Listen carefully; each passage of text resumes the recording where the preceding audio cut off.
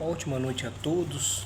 Gostaria de deixar uma palavra ao teu coração que se encontra em Atos, capítulo de número 10, versículo 1 a seguir, diz assim: Havia em Cesareia um varão por nome Cornélio, centurião da corte chamada Italiana, piedoso e temente a Deus, e com toda a sua casa, a qual fazia muitas esmolas ao povo, e de contínua orava a Deus.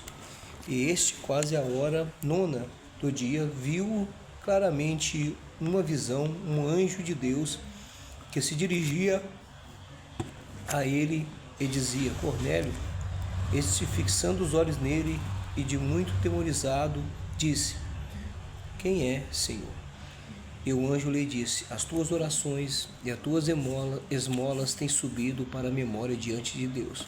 Agora, pois, envia homens a Jope e manda chamar a Simão, que tem por sobrenome Pedro. E este está com um certo Simão curtidor, que tem a sua casa junto ao mar. Ele te dirá o que deve fazer. Louvado seja Deus. Esta palavra fala de um homem chamado Cornélio. Em Atos capítulo 10, ele era um centurião, um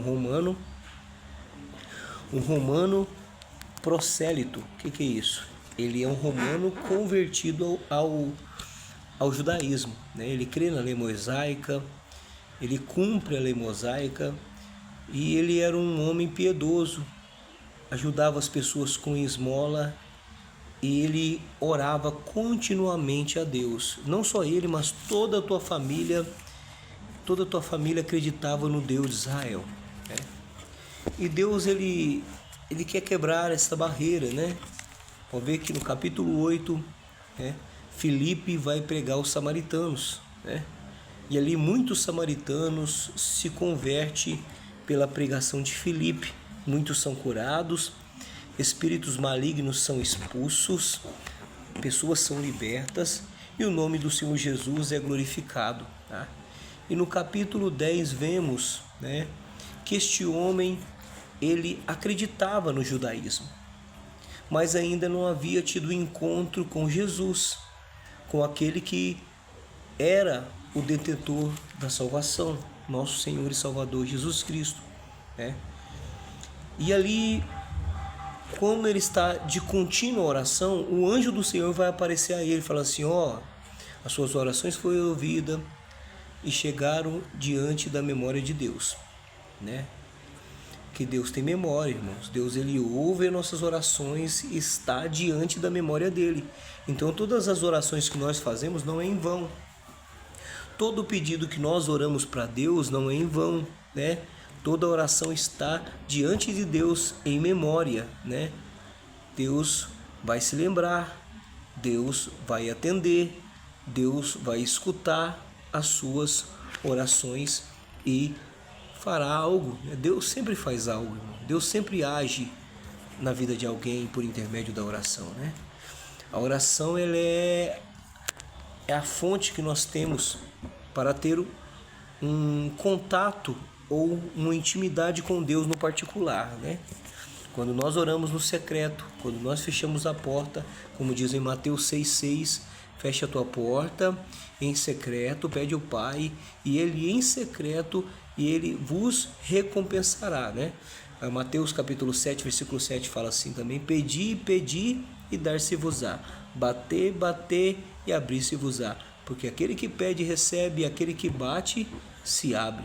Então a oração, ela tem seu poder e ela move, o mundo espiritual, Move o mundo espiritual. E vemos aqui que este homem conseguiu chamar a atenção de Deus, um romano, conhecedor da lei mosaica, e um homem que orava e que dava dinheiro aos pobres, que ajudava os pobres, e agora ele vai ser alcançado por Deus, E aí o anjo vai falar: envia mensageiros a Jope, manda chamar a Pedro, Simão, que está na casa de um homem chamado Simão, o curtidor, que mora à beira do mar. E ali aqueles homens, ele pegou 2 homens piedosos, homens de confiança, pegou esses homens e eles foram até Pedro. Pedro estava no terraço, jejuando, orando a Deus, e ali o Senhor deu uma visão a Pedro de um lençol aberto atado nas 4 pontas, que tinha todos os animais impuros, né? Animais que o povo os judeus não comiam, né? E ali ele vai ouvir a voz de Deus falando: Pedro, mata e come. E Pedro vai dizer: ó, não entrou nada comum e impuro na minha boca. Pedro, mata e come. Não entrou nada comum na minha boca e impuro. Isso aconteceu por 3 vezes. Aí o lençol se recolheu, né? Pedro, sem entender, ele ouve alguém chamar na porta, e aqueles homens chegaram. Aí tá o Pedro, né? Aí Pedro ouviu e o Espírito Santo disse a Pedro: ó, vai, acompanha eles. E no outro dia pela manhã, eles foram para a casa de Cornélio. Cornélio juntou toda a tua família. Toda a tua família se juntou para ouvir o que Pedro tinha para falar. Meu Deus. Aleluia. E ali Pedro vai chegar e vai pregar acerca de Jesus. E quando Pedro está falando, quando Pedro está anunciando, todos recebem o Espírito Santo. Todos foram batizados com o Espírito Santo. E toda a família de Cornélio recebeu a salvação por intermédio de Cristo. Por quê? Porque Pedro precisou de lá. Eles já não criam em Deus? Eles não acreditavam em Jeová, né? Igual certas religiões aí que acreditam em Jeová, hein? Jeová, Deus Todo-Poderoso, ele é o autor da criação. Jesus, ele tem o poder para salvar, porque a salvação foi por intermédio de Cristo. Então Cornélio precisava de ouvir acerca de Cristo. Cornélio precisava de ouvir a palavra que ia salvar por intermédio de Cristo. Ele conhecia a Torá, e a Torá não nos leva à salvação. A Torá nos ensina que somos pecadores, nos ensina que nós merecemos a morte, que todos pecaram. Romanos 3, 23, que todos pecaram e destituídos estão da glória de Deus.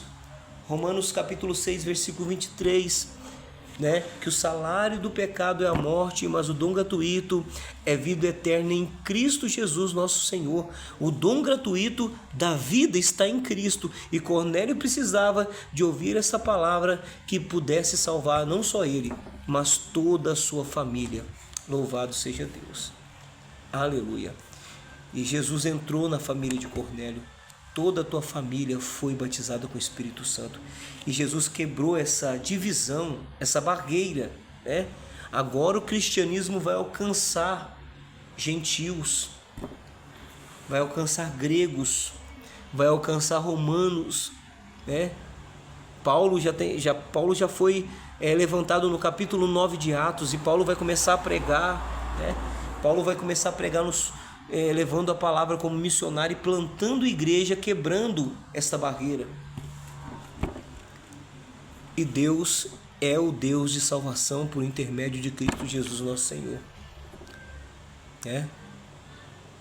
Mateus 11 e 28, vinde a mim, todos que estão cansados e sobrecarregados, que eu vos aliviarei. Jesus falando: tomai sobre vós o meu jugo, e aprendei de mim, que sou manso e humilde de coração, e encontrarei descanso para a vossa alma.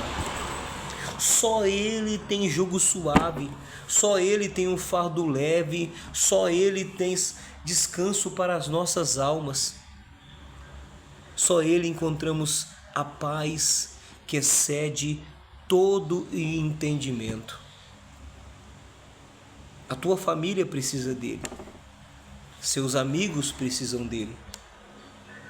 Onde você trabalha precisam dele, de Cristo. Jesus, ele é o único que pode salvar.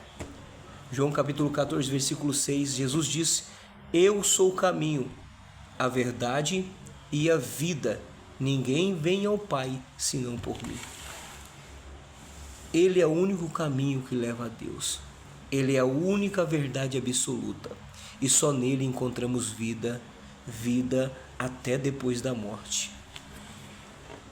Jesus disse para Lázaro, para a irmã de Lázaro, depois de 4 dias que ele voltou e Lázaro já estava morto. E aí Marta vai chegar para Jesus e dizer: Jesus, se o Senhor estivesse aqui, meu irmão não teria morrido. E Jesus vai dizer: oh, Marta, eu sou a ressurreição e a vida. Aquele que crê em mim, ainda que esteja morto, viverá. Aleluia. E Marta vai dizer: mas sei, Senhor, que ele vai ressuscitar na ressurreição do último dia. Marta não estava entendendo que Jesus, ele é o detentor da vida. Ele tem o poder de dar vida e poder de tirar a vida. E ali, Jesus foi e ressuscitou a Lázaro depois de 4 dias, né?